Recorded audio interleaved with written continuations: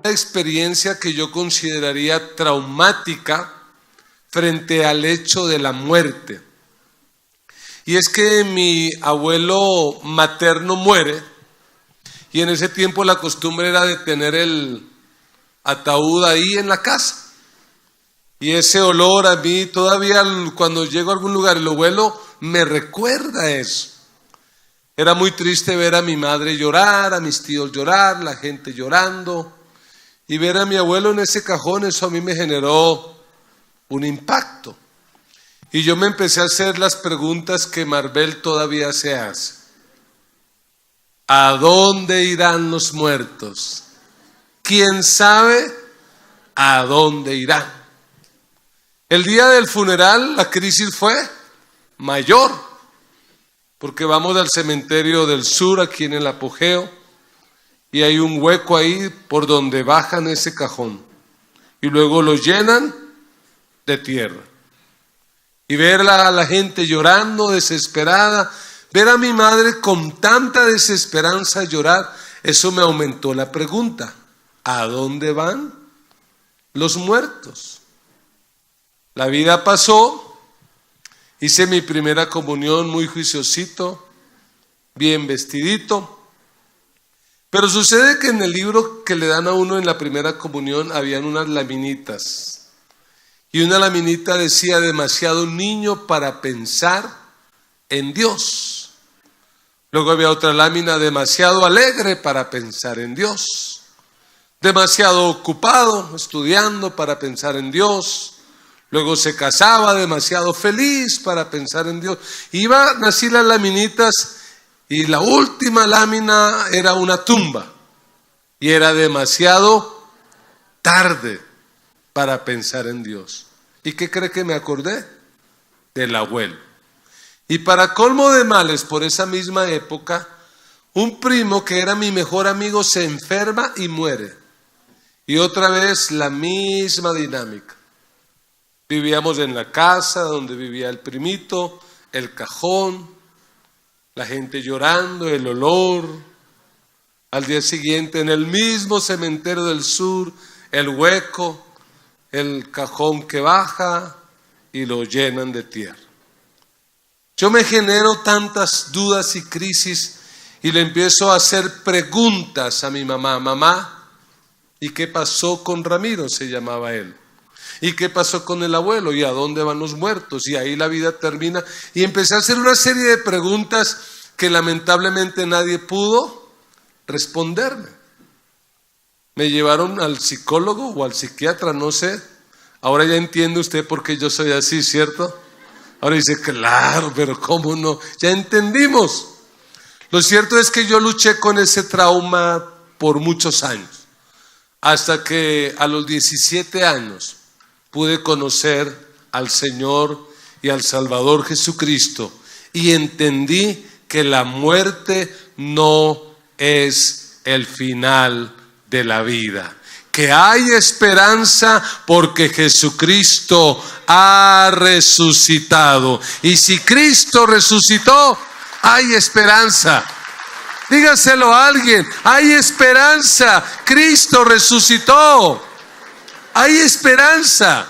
La muerte no es el final de la historia. Y pensando en esas preguntas que yo me hacía, hoy quiero plantear unas preguntas ya desde la luz que me ha dado el conocer a Cristo. Y las preguntas que quiero que respondamos hoy son preguntas sobre la resurrección. No preguntas sobre la muerte, porque la resurrección superó la muerte. La muerte ha sido derrotada, ha sido vencida. Así que lo que yo quiero es que planteemos en esta mañana una serie de preguntas sobre el tema de la resurrección, y que a la luz de la palabra de Dios tratemos de responder esas preguntas. Quiero invitarle a abrir su Biblia en la primera carta del apóstol Pablo a los Corintios, en el capítulo 15. Pablo tuvo que escribir este capítulo, el capítulo 15, Porque los hermanos de la iglesia de Corinto estaban creyendo fielmente en Cristo. Creían que Cristo había muerto y había resucitado, pero debido a una mala enseñanza, los cristianos de Corinto estaban empezando a creer que aunque Cristo había muerto y había resucitado, que los muertos no resucitarían. Y la razón de eso es porque la iglesia de Corinto estaba muy influenciada por la cultura griega. Y usted sabe que Grecia tuvo filósofos como Platón. ¿Y qué decía Platón? Platón decía que el cuerpo era la cárcel del alma y que la única manera en que el alma se pudiera liberar era muriendo. Por eso la cultura griega rechazaba el concepto de resurrección. Porque ¿qué decían ellos? Que eso era como que el alma se liberara y volviera a la cárcel, que volviera a estar presa. Así que ellos rechazaban ese concepto.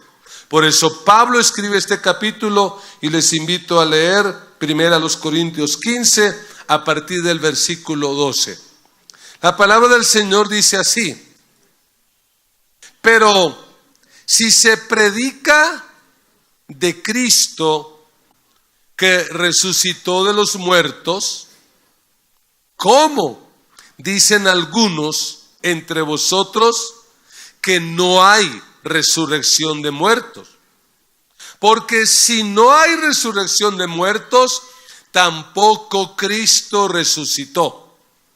Y si Cristo no resucitó, vana es entonces nuestra predicación, vana es también vuestra fe, y somos hallados falsos testigos de Dios, porque hemos testificado de Dios que Él resucitó a Cristo, al cual no resucitó, si en verdad los muertos no resucitan.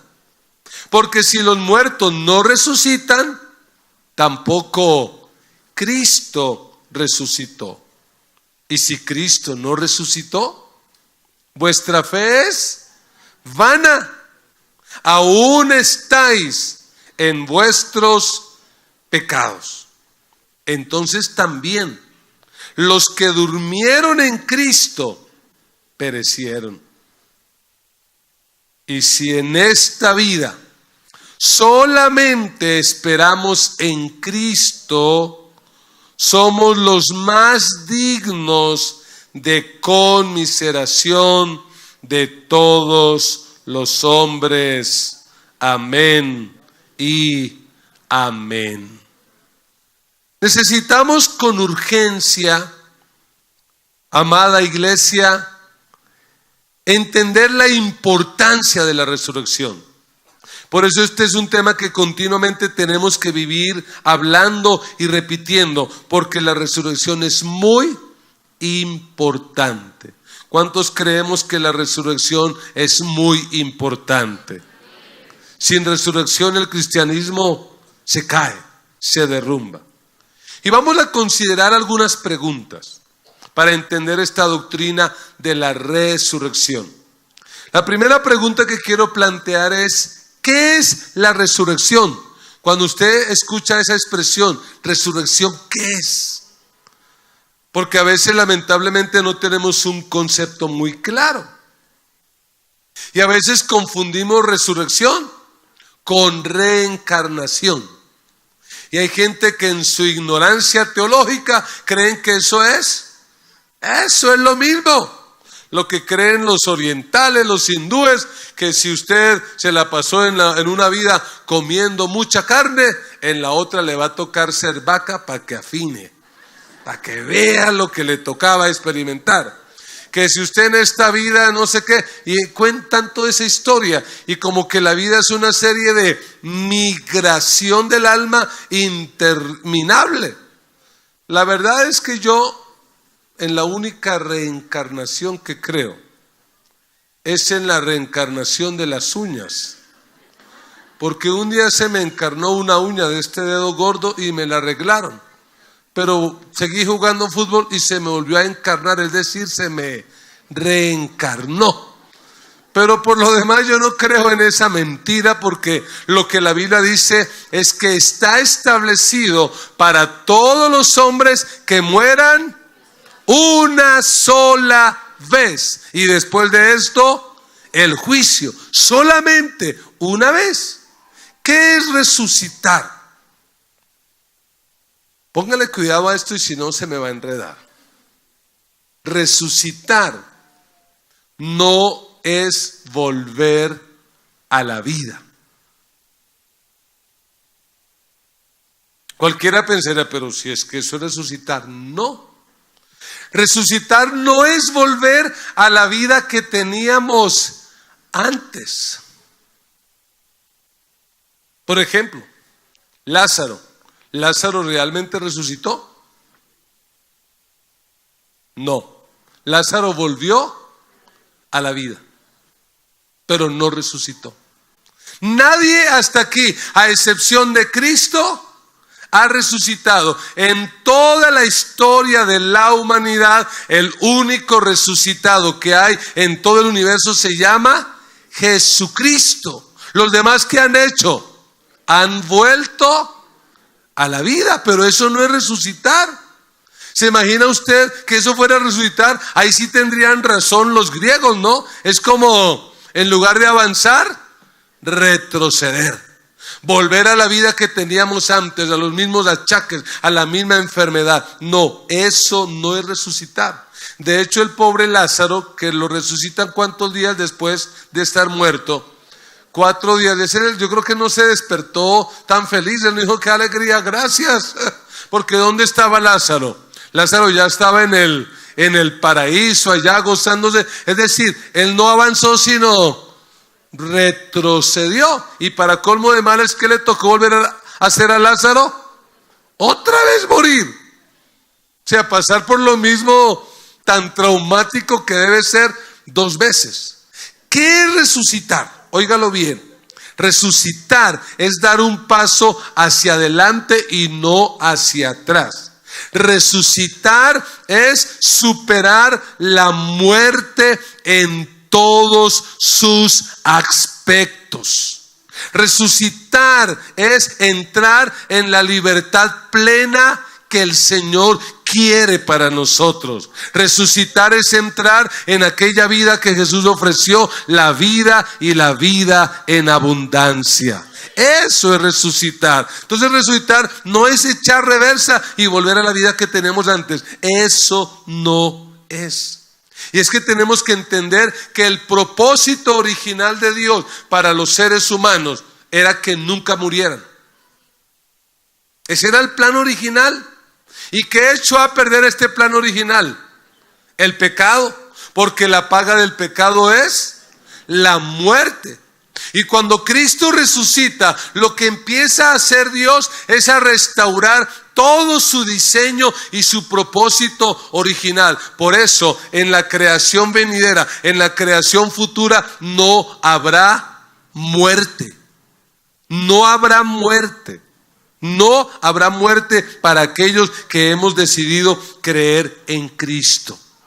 Resucitar es entrar en esa vida que no se agota, en esa vida eterna, en esa vida que no tiene fin, en esa vida que el Señor compró para nosotros. ¿Cuántos se alegran de saber lo que es la resurrección? Así que, hermanos, esta vida es solamente la preparación. Este es el calentamiento, este es el entrenamiento, pero la vida eterna va a ser el mundial nuestro. Este es el entrenamiento, este es el juego de capacitación, pero la vida eterna será la verdadera vida para nosotros. Esta vida no termina con la muerte. Segunda pregunta que tenemos que responder: ¿cuáles serían las consecuencias si Jesucristo no hubiera resucitado? Es decir, ¿por qué tanto matiz al tema de la resurrección? ¿Qué ocurriría? El texto que hemos leído nos plantea por lo menos 6 consecuencias terribles terribles consecuencias si Jesús no hubiera resucitado. Versículo 14. Pablo dice: y si Cristo no resucitó, vana es entonces nuestra predicación. ¿Para qué serviría la predicación del evangelio? Para nada. Mire, si Cristo no hubiera resucitado, ¿sabe qué tendría que estarles diciendo yo? Hermanos, el fin de la vida es la muerte. Así que comamos y bebamos, que mañana moriremos. Vámonos a descarriar todos, porque esto finalmente en la muerte termina todo. Pero en la muerte no termina todo. Ese es el lío. En la muerte es donde realmente la decisión que usted tomó en esta vida va a tener sus efectos. En la muerte es donde se van a empezar a ver las consecuencias de las decisiones que tomamos. Pero si Cristo no hubiera resucitado, ¿de qué serviría predicar? De nada. En ese mismo versículo dice: vana es también vuestra fe. ¿De qué serviría creer en Cristo hoy? De nada. ¿Para qué creer en alguien que vivió una vida muy ejemplar, murió y se quedó muerto? Daría lo mismo ser cristiano, budista, musulmán, daría lo mismo ser agnóstico, ateo, daría lo mismo, porque la muerte sería el final.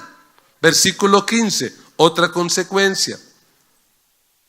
Y somos hallados falsos testigos de Dios, porque hemos testificado de Dios que Él resucitó a Cristo, al cual no resucitó, si en verdad los muertos no resucitan. Si Cristo no resucitó, los predicadores seríamos los mentirosos más grandes. Seríamos los farsantes más grandes. Versículo 17. Y si Cristo no resucitó, vuestra fe es vana. Aún estáis ¿en qué? En vuestros pecados. Óigalo bien. Los cristianos que estamos vivos, que hemos creído en Cristo, todavía estaríamos en pecado. Porque ¿qué fue lo que hizo que su fe y la mía nos liberara del pecado? ¿La muerte en la cruz? No. La resurrección. Si Cristo muere pero no resucita, ¿de qué sirvió creer en Él? De nada. No valdría la pena. Pero hay algo terrible, peor. Versículo 18. Entonces también los que durmieron en Cristo, a aquellos hermanos que murieron creyendo en Cristo, ¿en dónde estarían a esta hora? En el infierno. Perecieron, dice allí. Perecieron. Están perdidos. ¿Por qué? Porque murieron creyendo en algo que no es real. Entonces las consecuencias son terribles. Versículo 19. Si Cristo no resucitó, versículo 19, y si en esta vida solamente esperamos en Cristo, somos los más dignos de conmiseración de todos los hombres. Si Cristo no resucitó, esta vida no tiene sentido. ¿Para qué nos guardamos del mal? ¿Para qué tratamos de vivir para agradar a Dios si en la muerte termina todo y no hay resurrección? Pero lea muy animado conmigo el versículo 20 y dése cuenta que la resurrección lo cambia absolutamente todo. Dice Pablo: mas ahora Cristo ha resucitado de los muertos, primicias de los que durmieron es hecho. Y si Cristo resucitó, la predicación sí vale la pena. Y si Cristo resucitó, la fe suya vale la pena. Y si Cristo resucitó, los que murieron en Cristo y que se nos adelantaron, valió la pena que creyeran en Cristo. Porque Él resucitó. Si Él resucitó, esta vida tiene sentido. Así que dígale al que está a su lado: alégrate, Cristo resucitó. Ese es el motivo más grande de alegría que como cristianos debemos tener. Pero hay una tercera pregunta que tenemos que resolver, y es: ¿cuáles son las pruebas de la resurrección? Porque ya les dije, la doctrina más atacada por el enemigo es la resurrección. Usted puede ver en algunos especiales, entre comillas, que hacen Discovery Channel y que hacen History Channel, y algunos de esos especiales, ¿a qué atacan? La fe cristiana. Porque quieren hacer como que lo nuestro es un mito, es un cuento, es una falsedad. Y lo que más quieren atacar ellos es la resurrección. Pero no solo la Biblia, sino la historia demuestra que Cristo sí resucitó. Arranquemos desde la Biblia. Lo primero que tenemos que decir son las apariciones, lo que llamaríamos los testigos. Es decir, cuando Cristo resucitó, Él no lo hizo de manera secreta. Mucha gente lo vio, mucha gente supo de Él. Historiadores famosos como el señor Flavio Josefo, quien escribió libros como Antigüedades de los Judíos y Guerras de los Judíos, él argumenta y menciona allí el movimiento cristiano, dando prueba de que Cristo realmente resucitó. Y realmente los testigos son irrefutables cuando se trata de un juicio. Si fuéramos a hacer un juicio, lo que más pesaría aquí son los testigos. ¿Y cuáles son los testigos?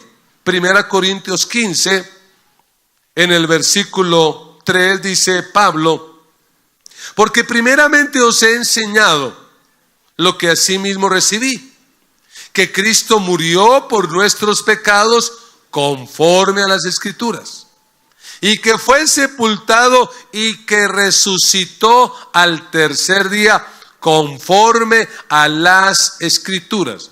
Versículo 5. Y que se apareció. Primer testigo que se llama a declarar. ¿Cuál testigo es? Cefas. ¿Y quién es Cefas? Pedro. Es el mismo Pedro.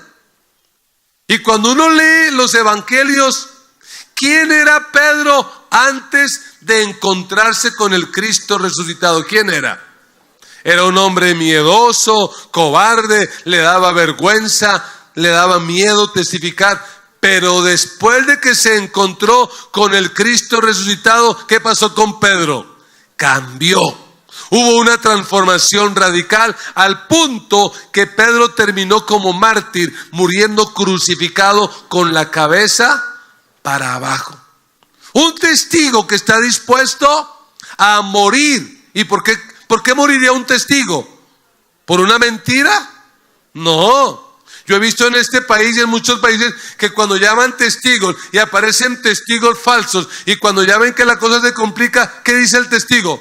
No, la verdad es que a mí me estaban pagando, yo no, es que mire, por aquí, por acá, que Odebrecht, que fulano, que sutano, que ya se echan para atrás. Pero ¿qué dijeron estos testigos? Nos morimos aquí, porque no podemos dejar de decir lo que hemos visto y lo que hemos oído. Ciertamente Cristo resucitó, y los discípulos murieron creyendo y declarando la resurrección de Cristo. Cefas. Luego se mencionan a los 12, versículo 6 dice: después se apareció a más de 500 hermanos a la vez. Óigalo bien. Más de 500 hermanos a la vez. Y Pablo, cuando escribe esta carta, ¿qué dice? De los cuales muchos aún viven. Es decir, cuando Pablo dice, es que todavía están, otros ya se murieron, pero hay muchos que están vivos. Más de 500 testigos.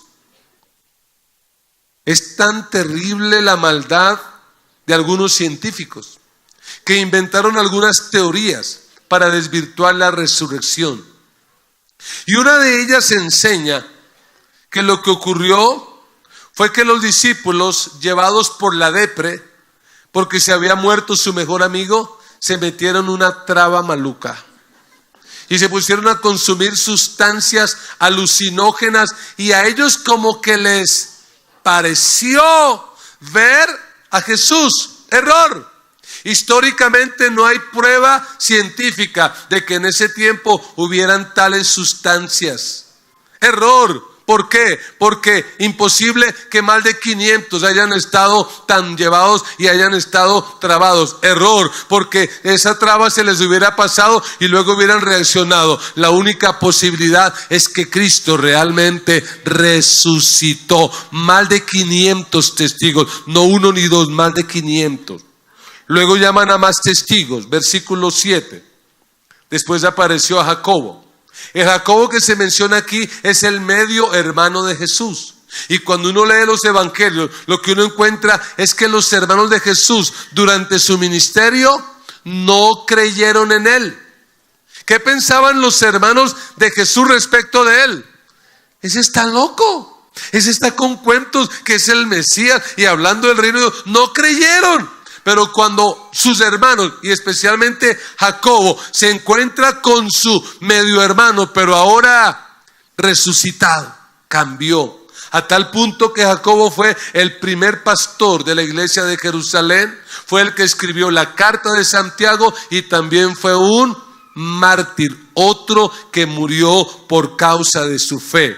Versículo 8 dice, y al último de todos, como a un abortivo, dice Pablo, me apareció a mí. Porque yo soy el más pequeño de los apóstoles, que no soy digno de ser llamado apóstol. ¿Por qué? Porque perseguí a la iglesia de Dios. ¿A quién se le apareció? A Pablo. ¿Y quién era Pablo? Pablo era, para que tengamos una idea, era el jefe del grupo ISIS de ese tiempo. ¿En qué trabajaba Pablo?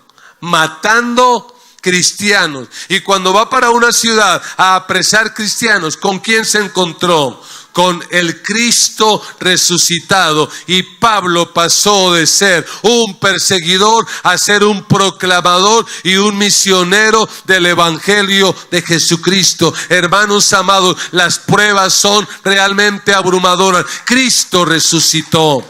Cristo está vivo. Él resucitó. Pero hay otras pruebas. Y las otras pruebas son la tumba vacía. Hasta el día de hoy, en Jerusalén, hay una tumba vacía. Una tumba que testifica contra todos estos científicos ateos. ¿Y qué dice esta tumba vacía? Él no está aquí, ha resucitado. ¿Por qué buscan entre los muertos al que vive? Él está vivo. ¿Sabe lo que ocurrió en el siglo XX? En el siglo XX los seguidores del budismo, los seguidores de allá, de esa cultura oriental, seguidores del príncipe Siddhartha Gautama Buda, se alegraron mucho. ¿Y cuál fue el motivo de su alegría? Que por fin en los montes Himalaya encontraron los huesos de Buda. Y han hecho una fiesta tremenda. Dijeron, mire, aquí están los huesos de nuestro líder. Aparecieron. Tremenda fiesta. Nosotros seguimos de fiesta porque no han encontrado y nunca encontrarán los huesos de nuestro líder, porque Él resucitó. Él está vivo. Cristo resucitó. Otra de las pruebas es el silencio de los judíos hasta el día de hoy.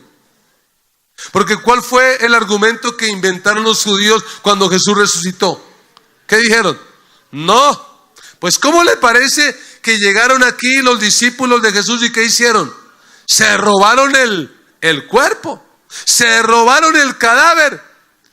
Y ahí están los romanos, porque los romanos también los apoyaron. Pero hasta el día de hoy, ¿qué tienen que decir ellos? Como en un juzgado, como en un juicio. Ante esa evidencia, ¿qué dicen los judíos? Nada. Decimos que se lo robaron, pero no tenemos la forma de... porque no lo pueden comprobar. Es absurdo. No lo van a comprobar jamás. Y una de las pruebas más fuertes de la resurrección de Cristo es esta iglesia. Porque si ha habido una institución que por más de 2000 años ha sido perseguida, ha sido la iglesia.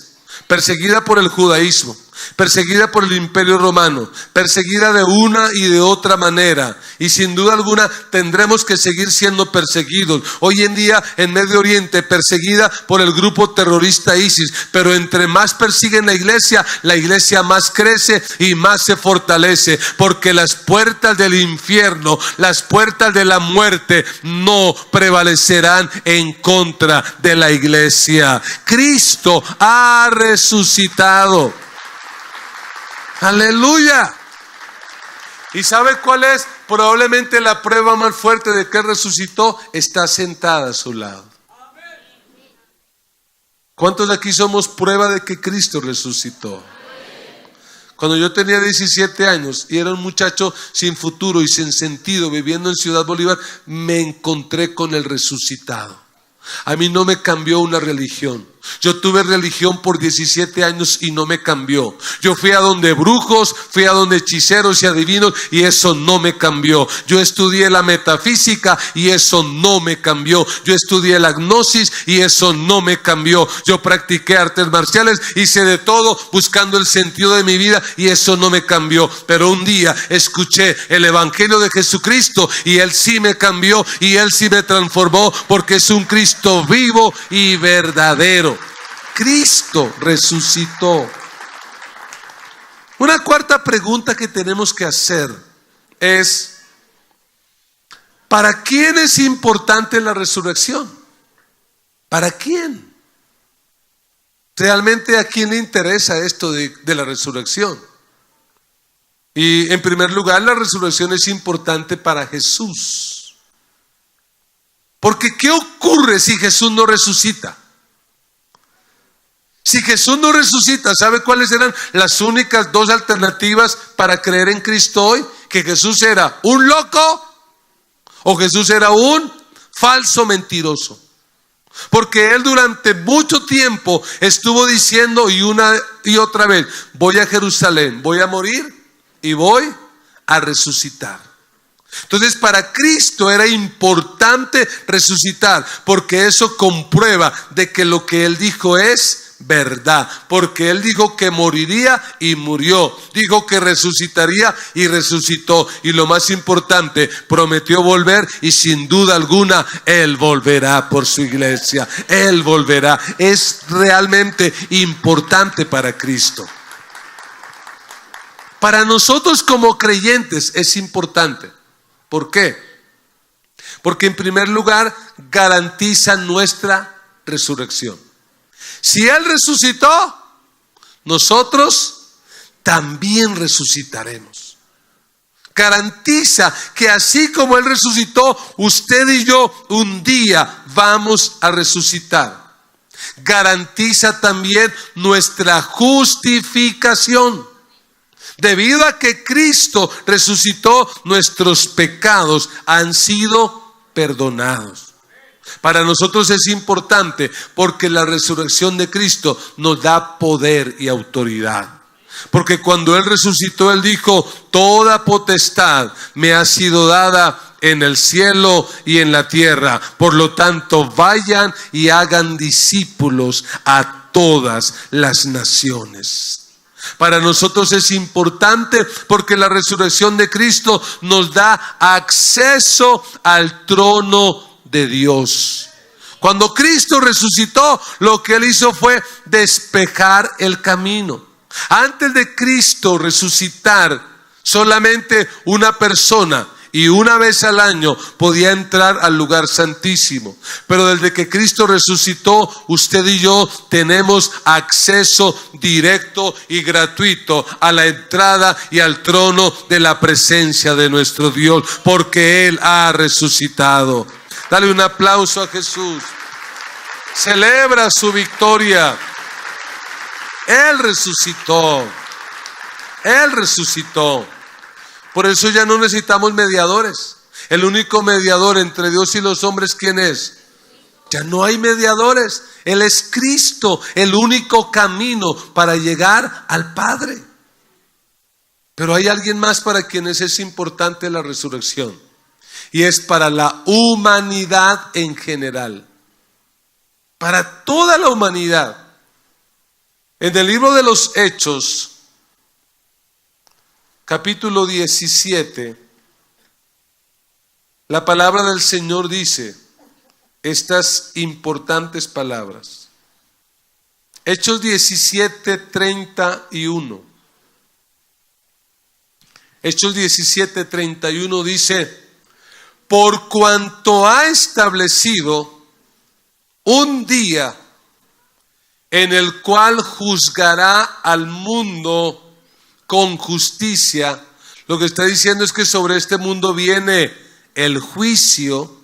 Juzgará al mundo con justicia por aquel varón a quien designó, dando fe a todos con haberle levantado de los muertos. ¿De quién está hablando? De Cristo. Óigalo bien. Cuando Cristo venga por segunda vez, ¿qué es lo que va a hacer con la humanidad? La va a juzgar. Así que ojo, permítame seguir utilizando el lenguaje jurídico. Porque Jesús ahora, ¿qué puede ser Jesús ahora para ti y para mí? Jesús para ti y para mí hoy puede ser nuestro abogado. Y si Jesús es tu abogado, ¿quién te podrá condenar a ti? Nadie. Pablo dice: no hay condenación para los que están en Cristo. Si tú, antes de que Cristo venga o antes de que te mueras, toma la decisión y dice: Jesús, yo quiero que tú seas mi Señor, mi Salvador, Jesús se convierte automáticamente en tu abogado. Y cuando venga el juicio, ¿quién te va a condenar? Nadie. Pero ojo, si tú tomas la mala decisión de rechazar a Cristo mientras vivas y te mueres y nunca le entregas tu vida a Cristo, ¿en qué se convierte Cristo cuando Él regrese? En tu juez. Y si Cristo te juzga, ¿sabes quién te va a salvar? Nadie. Así que tienes la opción mientras estés vivo. ¿Quién quieres que sea Jesús para ti? ¿Tu abogado o tu juez? Entonces, ojo, desde que Cristo resucitó, la humanidad está viviendo los últimos tiempos. Y esto es bueno entenderlo, porque usted a veces entra en las redes sociales y escucha predicadores trasnochados que no han leído la Biblia y dicen: es que ahora sí estamos viviendo los últimos tiempos. Es que mire esta señal, es que ya empezaron a colocar el chipcito en la mano derecha. Ahora sí estamos en los últimos tiempos. No. ¿Sabe desde cuándo estamos en los últimos tiempos? Desde que Cristo resucitó. Desde ese día la humanidad tiene los días contados. Y como dijeron en la época de Pedro: ¿y por qué Jesús no viene? Versículo 30, Hechos 17, 30. Pero Dios, habiendo pasado por alto los tiempos de esta ignorancia, ahora manda a todos los hombres en todo lugar. ¿Qué es lo que manda? ¿Cuál es la única forma de escapar del juicio venidero? El arrepentimiento. Por eso usted está escuchando este mensaje hoy. Por eso este evangelio por toda la tierra está siendo predicado. Y por eso Satanás trata de impedir de que lo hagamos. Porque él no quiere que la gente se arrepienta. Él quiere que la humanidad tenga la misma suerte que él va a tener. Pero no vamos a permitir eso. Vamos a llevar el evangelio hasta lo último de la tierra. ¿Para quién más es importante la resurrección? Para Jesús, para nosotros, para la humanidad, pero en cuarto lugar, para Satanás. Por eso Satanás aborrece la doctrina de la resurrección. ¿Por qué? Mire Apocalipsis 20:10. Y Apocalipsis es un libro que hay que leer con esperanza, no con miedo. Hay creyentes que dicen, uy, yo nunca leo el Apocalipsis, qué miedo. ¿Cuál miedo? Alegre, lea. Porque lo que dice Apocalipsis es que Jesús finalmente vencerá y vendrá. Esa es la síntesis de Apocalipsis. Cristo reinará, Él triunfará al final de todo. ¿Y qué dice Apocalipsis 20:10? Y el diablo que los engañaba fue lanzado al lago de fuego, donde estaban la bestia y el falso profeta, y serán atormentados día y noche por los siglos de los siglos. Amén. Para Satanás, la resurrección de Cristo marcó definitivamente su derrota. Porque cuando Cristo resucita, se cumple Génesis 3:15, donde la Biblia decía que Satanás heriría al Mesías en el talón cuando lo mata. Pero ¿qué haría Cristo? Cristo aplastaría su cabeza para siempre. Y cuando Cristo resucitó, Satanás fue derrotado una vez y para siempre. Alabado sea Dios. Satanás es un enemigo poderoso, sí, pero derrotado. Y Satanás sabe que le queda poco tiempo. Y el futuro de Satanás será estar atormentado por los siglos de los siglos. Así que cuando Satanás venga a recordarte tu pasado, tú recuérdale tu futuro. Ah, pero ¿qué tú hiciste? Sí, yo fui todo eso en el pasado. Pero mira lo que te espera a ti en el futuro, mientras que a mí me espera algo totalmente diferente. Quinta y última pregunta, que es una pregunta muy práctica, que es una pregunta que nos hacemos. Y es, ¿cómo será el cuerpo resucitado? ¿Cómo seremos? Entonces la gente empieza por medio de Hollywood, porque cree que Hollywood es la palabra de Dios, a creer cosas con Ghost, la sombra del amor y tanta barrabasada que hay por ahí. Entonces empiezan a creer cosas. No, hay que leer la Biblia para saber cómo será el cuerpo resucitado. Y pregunto, ¿cuántos resucitados hasta el día de hoy hay en la humanidad? Uno. ¿Quién es? Cristo. La segunda resurrección será la resurrección de los creyentes para la vida eterna. Y la última resurrección será de los que rechazaron a Cristo. ¿Para qué? Para la condenación eterna. Entonces, si queremos saber cómo será el cuerpo resucitado, ¿dónde encontraremos las pistas? En Jesús. Porque Jesús es el único que ha resucitado. ¿Cómo será el cuerpo resucitado? Y esto le va a generar una crisis a más de uno que no hace sino gastar plata en cirugía estética y en cremas y en Silhouette 40, porque están gastando la plata en el lugar equivocado, en lugar de invertirla en las misiones para que el evangelio llegue hasta lo último de la tierra. Ahí estaría mejor invertida la platica para que otros conozcan a Cristo, porque este cuerpo, por más que lo cuidemos, se va a acabar. Y si llega Cristo, pues tu cuerpo va a ser transformado. Pero ¿cómo será el cuerpo? Evangelio de Juan, capítulo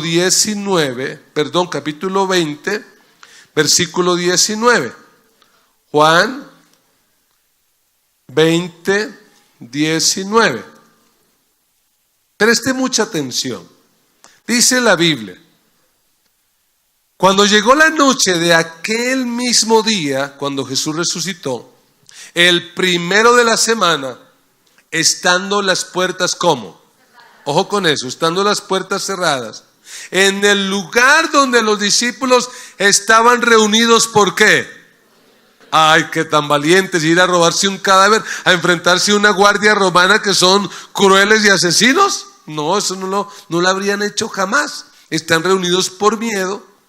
Vino Jesús y puesto en medio les dijo, ¿qué les dijo?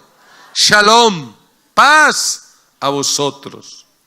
Y cuando les hubo dicho esto, les mostró las manos y el costado, y los discípulos se regocijaron viendo al Espíritu del Señor,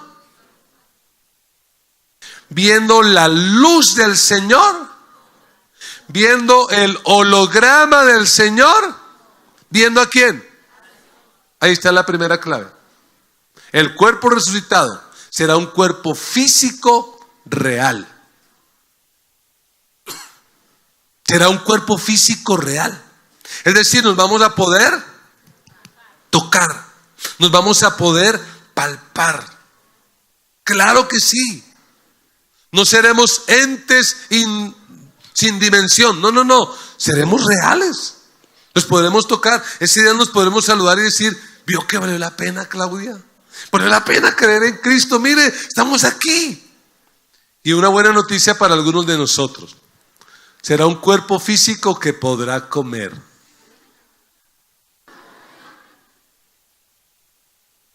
Aunque no necesitará comer. Es decir, nadie podrá decir, hola pastora, cabe rápido, mire la hora, esta hambre que tengo.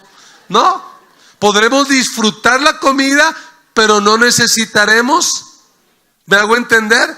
No es que usted se enfermó por no comer, no. Usted la comida va a ser un deleite. Porque ¿a cuántos disfrutan la comida? ¿O no es rico comer? Lo más rico de la comida es compartir, estar ahí. De hecho, Jesús en la última cena, ¿qué le dijo a los discípulos cuando se tomó el vino?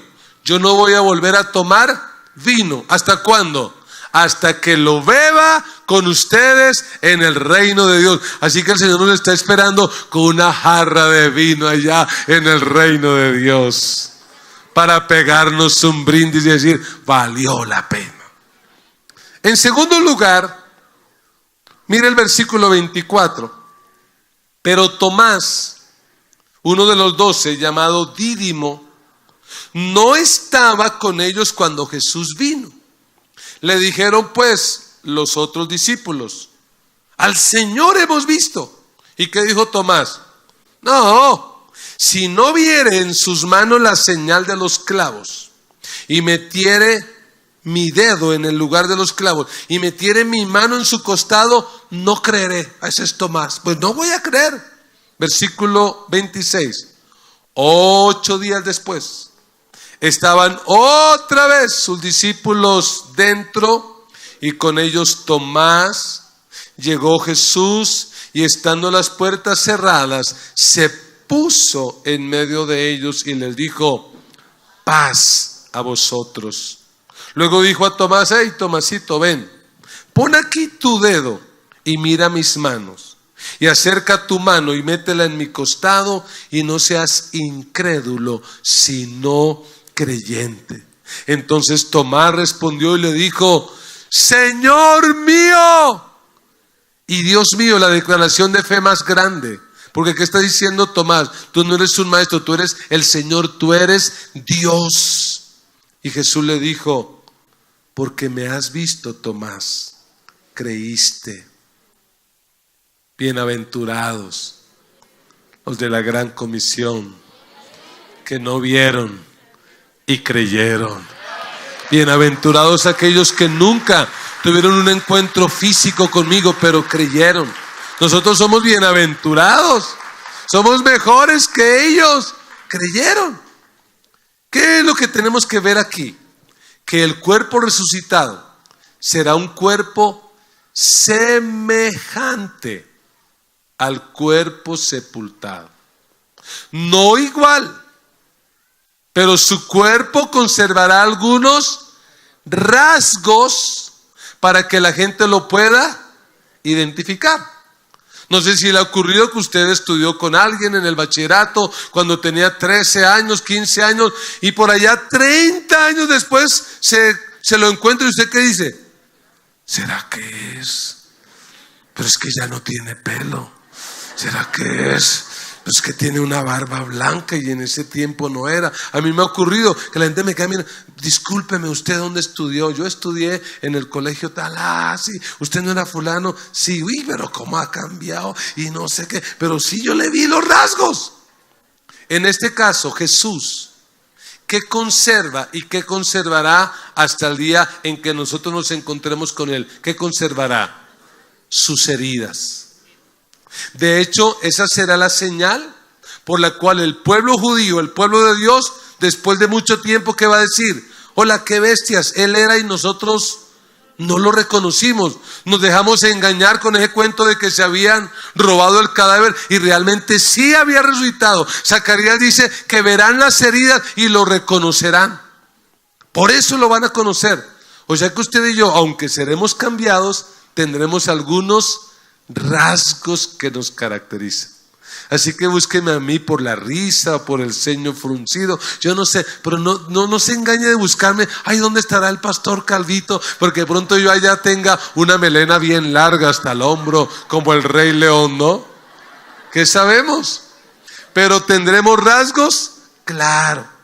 O sea, usted va a poder ver a su papi, a su mami, a su abuelo que se anticipó antes y se fue con el Señor. Claro, cuando usted vea al abuelo va a decir, este es el abuelo. Abuelo, pero qué cambio extremo. Oye, valió la pena y ya no usas bastón y ya no tienes. Oye, qué lindo. Oiga, hermano, yo me emociono de pensar en ese día, en ese glorioso día en que vamos a estar allí con el Señor y con aquellos hermanos que se nos anticiparon. Yo no puedo de la emoción de pensar que un día volveré a ver a mi padre y ya no enfermo de sus riñones, sino un padre cambiado y transformado. Yo no me imagino ese día que yo lo abrace y me funda en un abrazo con él y decirle, papá, viste que valió la pena, viste que no era mentira, viste que era verdad. Pero una tercera característica del cuerpo resucitado es que será un cuerpo transformado totalmente. Porque ¿cómo aparecía Jesús donde estaban los discípulos? ¿Golpeando la puerta? Aló, abran, ay, aquí estoy, abra rápido, que soy yo, ¿sí? ¿Qué pasaba? Jesús sencillamente aparecía. ¿Por qué? Es un misterio y tendremos que esperar a que eso ocurra. Pero algo de lo que yo sí le puedo asegurar es que el cuerpo resucitado estará por encima de las leyes naturales. Ya no estaremos sujetos a la ley de la gravedad. Ya no estaremos sujetos a la ley del espacio vacío. ¿Por qué no podemos atravesar esa pared nosotros en este momento? Porque yo no puedo atravesar ni siquiera esto, porque hay una ley que se llama espacio vacío y no puedo pasar. Pero con nuestro cuerpo resucitado, ¿qué va a ocurrir? Vamos a poder pasar eso. Estaremos superando la ley de la velocidad, la ley del tiempo, la ley de todo, porque será un cuerpo glorificado, un cuerpo transformado. Ay, hermanos, el cuerpo que Cristo tiene preparado para nosotros nos va a hacer sentir que este cuerpo que tanto cuidamos realmente fuimos unos tontos y unos estúpidos dándole tanto color a esto, cuando el Señor nos tiene preparado algo muchísimo mejor. Cosas que ojo no ha visto ni oído ha oído son las que el Señor tiene preparadas para aquellos que le aman. Alabado sea Dios. Alabado sea Dios. Así que, amada iglesia, la muerte no es el final. La muerte no es el final. Si Cristo no viene antes y nos toca experimentar la muerte, pues cuando nos toque entenderemos este no es el final. ¿Por qué? Porque los cristianos morimos no para quedar muertos. Los cristianos morimos para resucitar. La resurrección le da sentido a nuestra vida. La última palabra ya no la tiene la muerte. La última palabra la tiene Cristo, quien es la resurrección y la vida, el que venció la muerte, el pecado y a Satanás. Así que si esto es verdad, como cristianos, no debemos estar pensando que esta vida es el todo. Porque algunos ven esta vida como el todo. Ay, yo anhelo pensionarme. Ay, pensionarme y que mis últimos años, como si esos fueran sus... No. Los años que vivas aquí son simplemente la preparación para la vida eterna. Ya no tenemos que estar pensando de esa manera. El cristiano debe vivir como Cristo, diariamente, muriendo, muriendo y muriendo para extender el reino de Dios. Que cuando terminemos nuestra vida en esta tierra, digamos, oiga, valió la pena vivir. Porque todo lo que tú hagas en esta tierra tendrá un eco en la eternidad. Lo que tú hagas en esta tierra por Cristo, el Señor te lo va a recompensar en la eternidad. Lo que tú hagas con tu tiempo, con tus talentos, con tu vida. Porque finalmente, si Cristo no viene, un día nos vamos a morir. Y cuando nos muramos, espero que no sea tarde para entender que de repente invertimos nuestra vida en algo que no valió la pena. Tanto construir esa casa, ¿para qué? Y construir esa empresa, ¿para qué? Y cuidar este cuerpo, ¿para qué? Haz de Jesús el centro de tu vida. Usa tu vida para extender el reino de Dios y para que otros conozcan el mensaje de Jesús. Cierra tus ojos en esta hora. Conocer a Cristo cambió mi vida. Ese miedo a la muerte que yo tenía se fue. Ese pavor a los cementerios se fue. Ese no querer hablar de ese tema se fue. Porque conocí a aquel que venció la muerte. Conocí a aquel que tiene el poder sobre la muerte. Aquel que es la vida, que es la resurrección. Y yo no quisiera terminar este tiempo sin dar una oportunidad para aquellos que nos siguen por este canal de YouTube, para aquellos que están en este auditorio y que al escuchar esta palabra dicen: yo quiero tener esa seguridad. La seguridad de la vida eterna, la seguridad del perdón de mis pecados. ¿Qué tienes que hacer, mi amigo y mi amiga? Lo único que tienes que hacer es entregar tu vida a Jesús, reconocer a Jesús como tu Señor, como tu Salvador, aceptar lo que Cristo hizo al morir y al resucitar, aceptar eso como el único camino para tener la salvación y la vida eterna.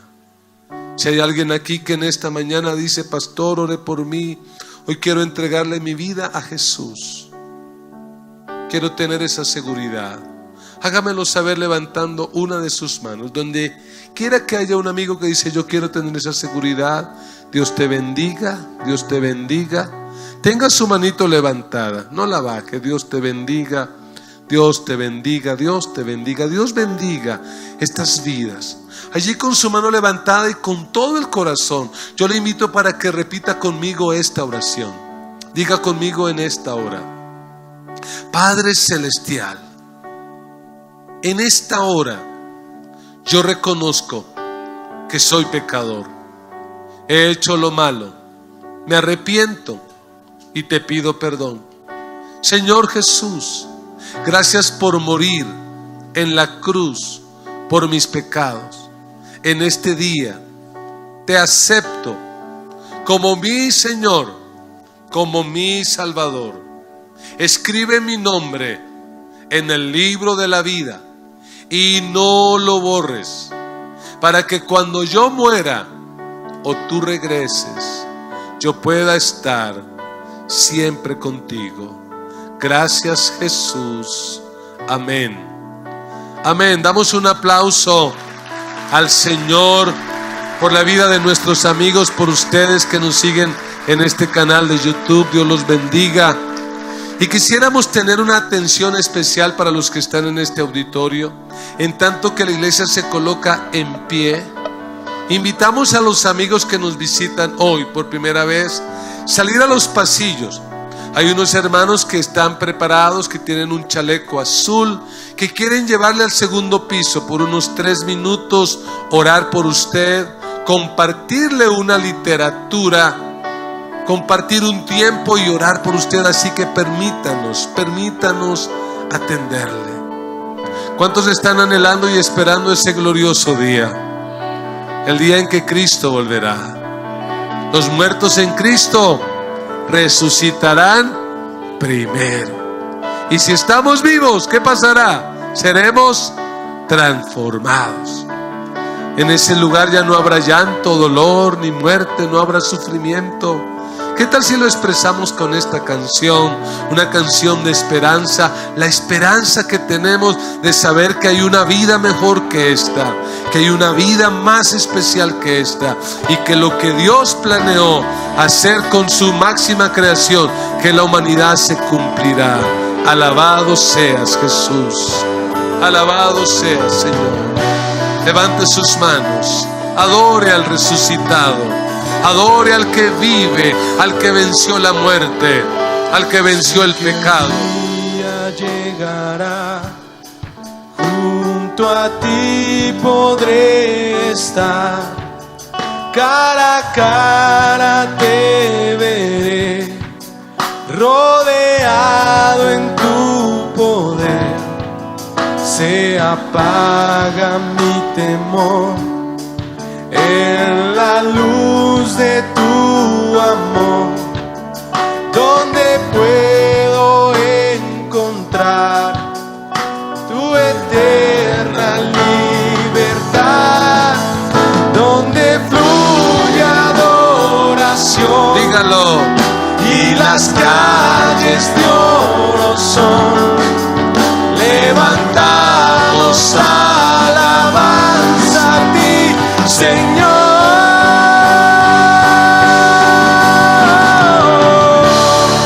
No hay llanto, no hay más dolor, no hay muerte. Conmigo estás, conmigo estás. No hay noche,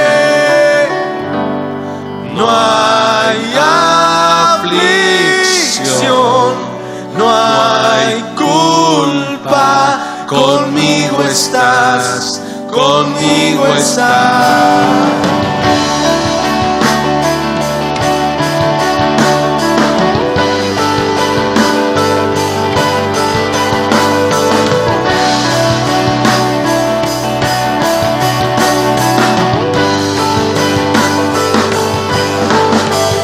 Aún en la dificultad, en ti puedo confiar.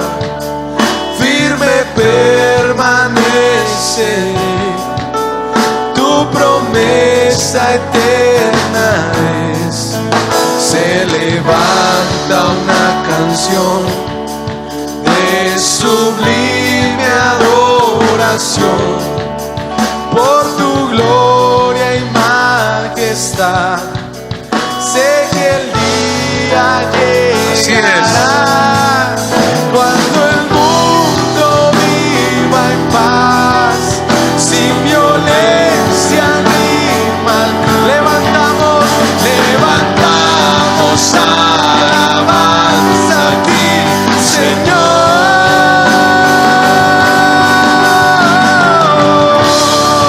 No hay llanto, no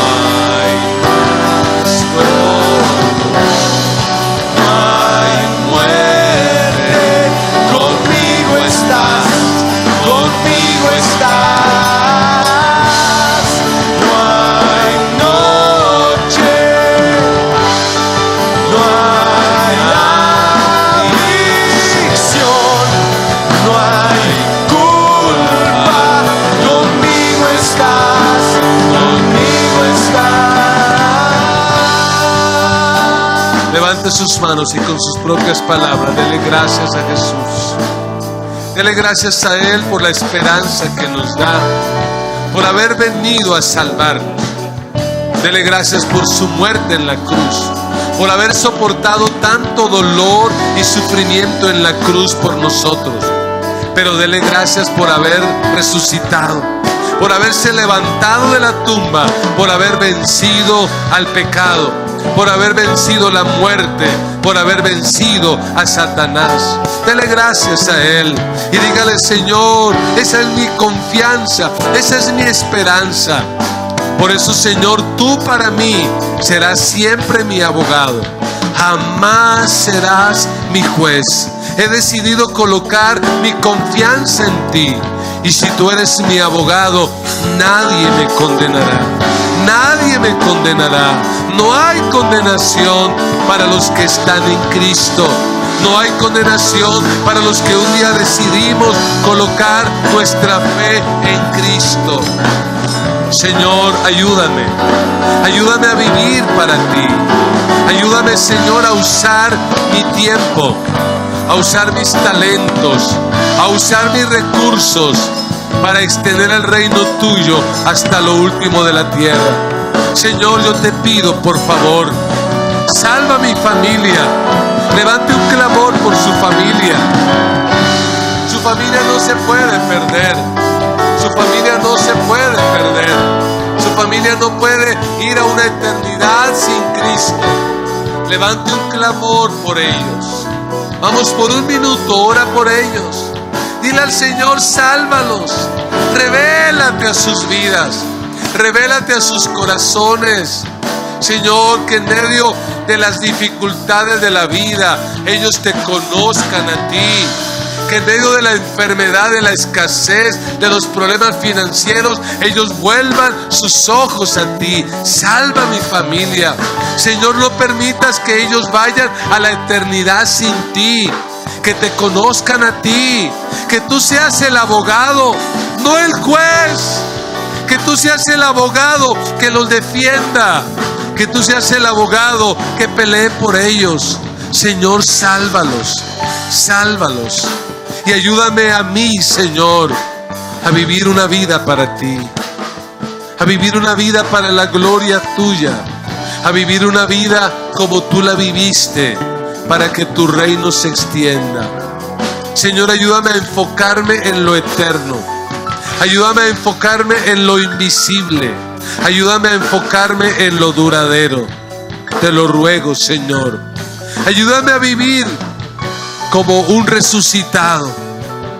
Ayúdame a vivir como un resucitado que coloca la mirada en las cosas del cielo, que coloca la mirada en la eternidad. Señor, yo te pido que bendigas a tu pueblo y que este mes de abril sea un mes de cielos abiertos, que abril sea un mes de provisión, que abril sea un mes de paz, que abril sea un mes de protección. Señor, abre puertas de bendición y cierra toda puerta de peligro y de maldad. Señor, que en este mes tus hijos puedan ver la gloria tuya, experimentar tu presencia. Tus hijos puedan crecer en fe, crecer en la palabra, crecer en oración, crecer en santidad. Que este mes, Señor, sea un mes donde tus hijos vivan para agradarte a ti. La gracia de nuestro Señor Jesucristo, el amor de Dios nuestro Padre y la comunión del Espíritu Santo sea sobre cada uno de ustedes. Y con gozo todos decimos amén y amén. Ese aplauso a Cristo resucitado.